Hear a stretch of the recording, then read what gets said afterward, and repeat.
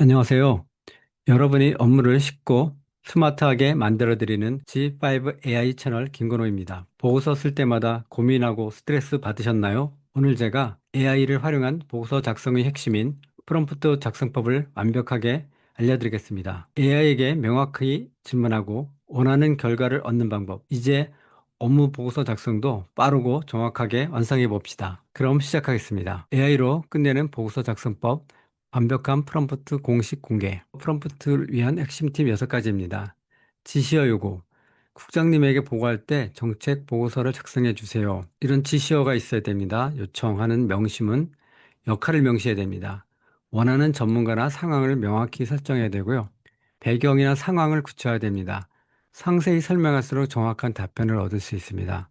그리고 조건은 언제까지 기간이나 어느 서울적 그리고 대상, 20대나 50대 등 대상 추가적인 조건을 추가해야 됩니다. 그리고 원하는 답변 형식을 명시해야 됩니다. 표나 리스트, 단계별 가이드, 보고서 형식 등을 지정해 주셔야 되고요. 응답 수준도 개괄적인지, 심층 분석인지, 초보자 수준인지, 전문가 수준인지 등을 제시해 주시면 보다 명확한 답변을 얻으실 수 있습니다. 1단계로 원하는 결과를 요구시 지시어. 첫 번째, 항상 지시적이 AI에게는 꼭 지시어 명령문이 있어야 됩니다. 예를 들어서 잠재 고객의 특성과 구매 성향에 대한 분석 결과를 얻고자 합니다. 결과를 출력해 주세요. 결과를 만들어 주세요. 이런 명확한 답변 지시어가 있어야 됩니다. 2단계는 구체적인 상황 설정, 즉 배경이 있어야 됩니다. 저는 신규 오픈 예정인 건강식품 매장의 잠재 고객군을 분석하려고 합니다. 여기서 배경이 되는 것은 제가 신규 오픈 예정인 건강식품 매장에 대한 요구를 하는 거죠. 그래서 배경이 명확히 해야 됩니다. 3단계는 역할의 정의입니다. 역할은 당신이 마케팅 리서치 전문가야. 이래서 마케팅 리서치 전문가라는 역할을 명확히 제시해서 답변의 전문성을 높일 수가 있습니다. 4단계는 구체적인 요구사항 추가나 조건입니다. 경쟁 매점과의 차별점이라는 조건과 또한 주요 연령대, 관심사, 소득 수준 등 5단계는 응답의 형식 및 지정입니다. 응답은 표 형태로 간결히 정리하고 마지막에 간략한 결론을 덧붙여 주세요. 결과물을 어떻게 표현할지 지정하여 효율적으로 원하는 답변을 도출할 수가 있습니다. 보고서 1단계 작성 프롬프트이신데요. 서울시 주택공급 정책 현황을 바탕으로 최근 5년간 주요 정책 성과와 향후 개선 방안을 포함한 정책 보고서 초안을 작성해 주세요. 여기선 작성해 달라는 지시어인데 그 지시어에 조건 5개년이라는 배경이나 개선 추가되어 있습니다. 그리고 너는 국가 주택 공급 정책을 자문하는 교수의 입장에서 보고서를 작성해 주세요. 이것을 자문하는 교수의 입장에서 전문성을 부여했고요. 보고를 받는 사람은 서울시 주택실 주택공급기획관입니다. 그러니까는 이 보고서를 받는 사람을 명확히 해주시면 그 초점을 해서 보고서가 만들어집니다. 보고서에는 데이터 기반의 성과 지표와 함께 정책 효과를 명확히 제시해 주세요 하고 했습니다.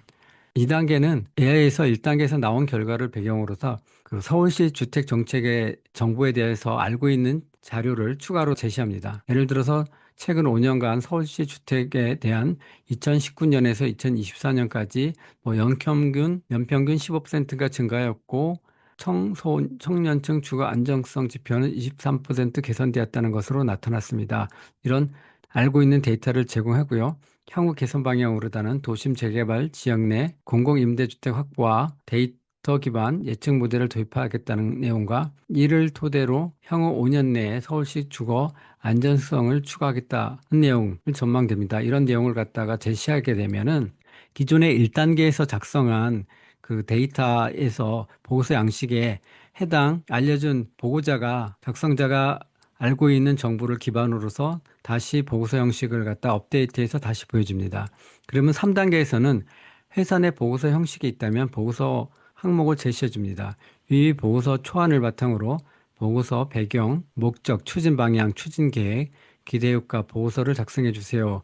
이런 것은 각각 회사마다 아니면 그 회사 내 업무의 배경, 목적 이런 방향 순서대로 정해주시면 그 보고서 형식을 서울시 공무원 보고서 형식으로 맞게 작성해 주세요라든가 그 보고서 양식을 지정해 주시면 원하는 양식으로 해당 데이터를 얻어 양식으로 작성할 수가 있습니다. 그러면 GPT 화면에서 보고서 작성 예를 한번 보도록 하겠습니다. 보시는 것처럼 방금 말씀드린 1단계 추가로 최근 5개년 서울 정책에 대한 내용을 갖다가 1단계 내용을 여기 붙여 놓았습니다. 그래서 결과가 지금 보시는 것처럼 리포터가 나왔고요. 리포터를 보시면 서울시 1단계에 대한 정책 5년, 최근 5년 성과 분석 및 향후 계획 성과 방안에 대해서 나왔고요.